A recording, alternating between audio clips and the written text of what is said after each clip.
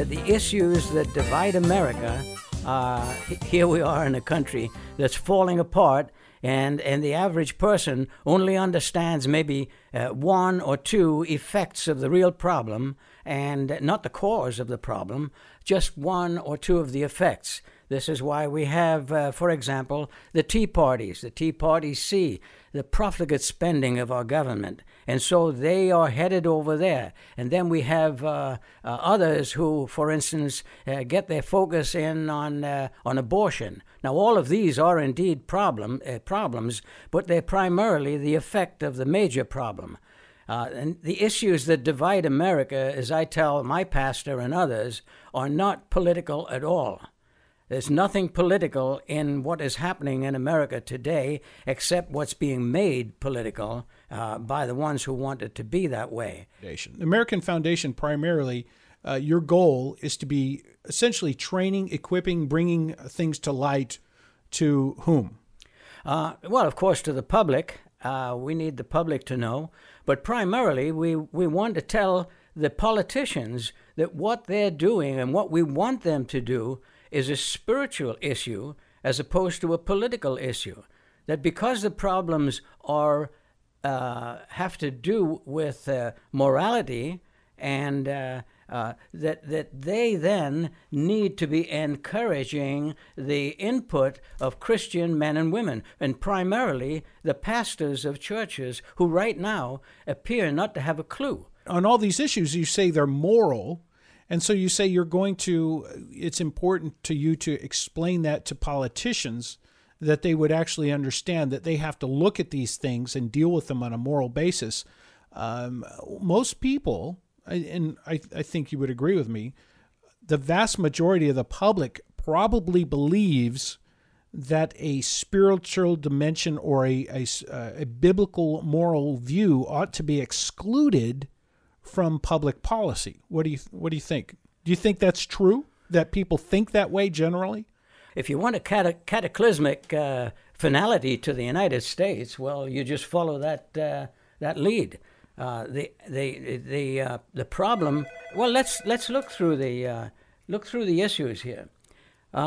Abortion for any reason, embryonic stem cell research, income redistribution, divorce for any reason, hate crimes, profligate government debt, immoral and criminal government representatives, illegal immigration, homosexual rights. Now, there's about 20 or 30 others on issues on. They're all, every one of them, are moral.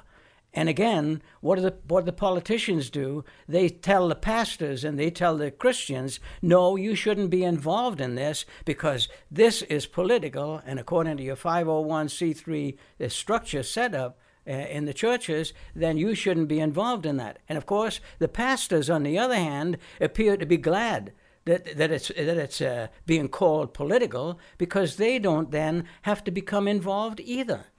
You may have known this. Back in your state in Virginia, there was one Delegate Marshall.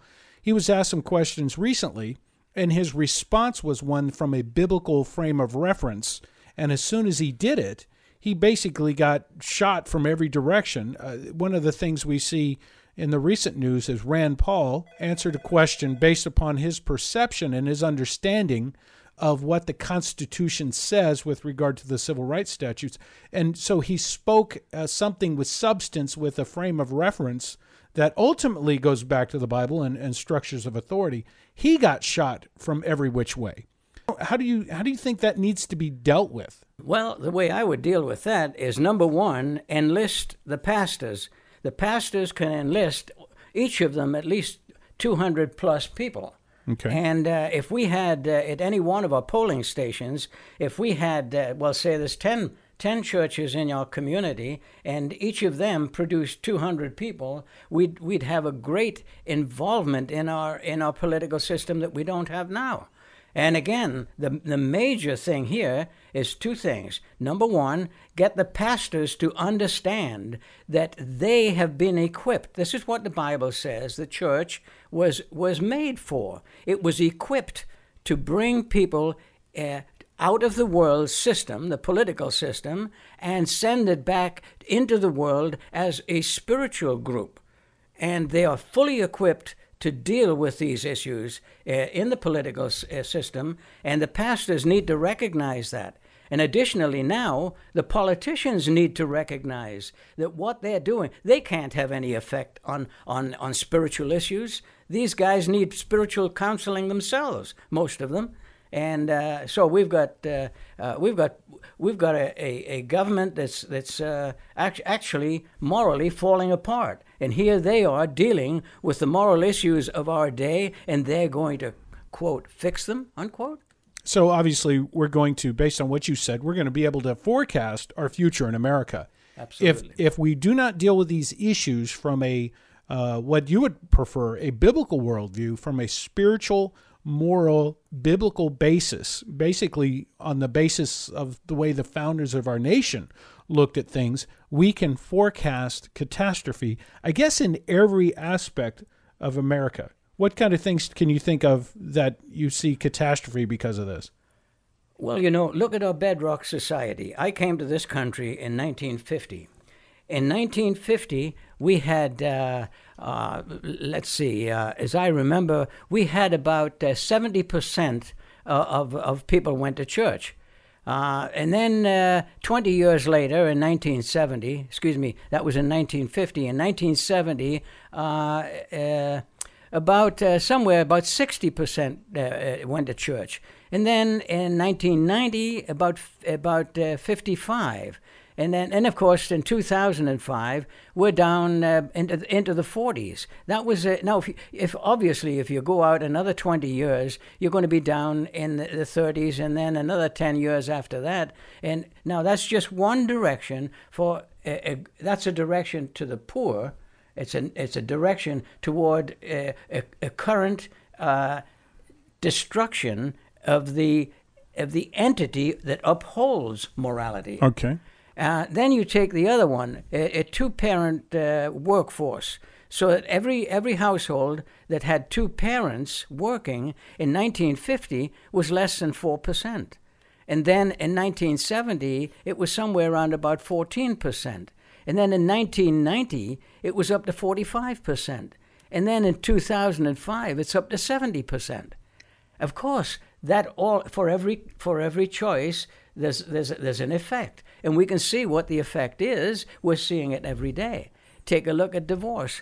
Well, before you go there, we're going to have to take a break here shortly. Okay. I do want to make mention of that. The point that you made with a two-parent working two parents, and now there's not that many households that have two parents, but even the two-parent, how many parents are actually out of the house working all the time? It was around 4% back in 1950, up to 70% or more than that now. Yes. As I remember seeing or reading Karl Marx's description of what the family structure ought to be in this mass proletariat society, everybody becomes the worker. And it's an undermining of the American family is something that was articulated by Marx as his vision of what utopia ought to be. Now, we're going to take a break, folks. We're trying to approach these things for your education, for your encouragement, to equip you, to get you a perspective that's right. And I say, folks, if you abandon, ultimately, folks, I got to get right down to the truth. Jesus is the truth, okay? We abandon reading the Bible. We abandon submitting to the guidance of Jesus Christ. And you know what we're going to get? We're going to get catastrophe. And, of course, we're going to remind you of that here on the Faith and Freedom Show. Are you willing to tackle these issues on that basis? You really go to task with us on that. Give us a call at 888-850-1872 after the break.